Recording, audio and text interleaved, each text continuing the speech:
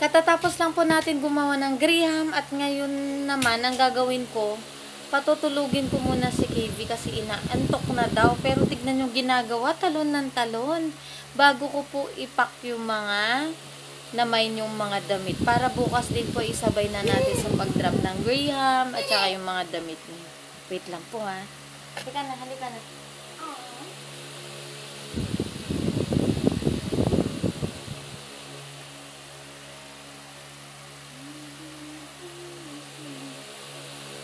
Thank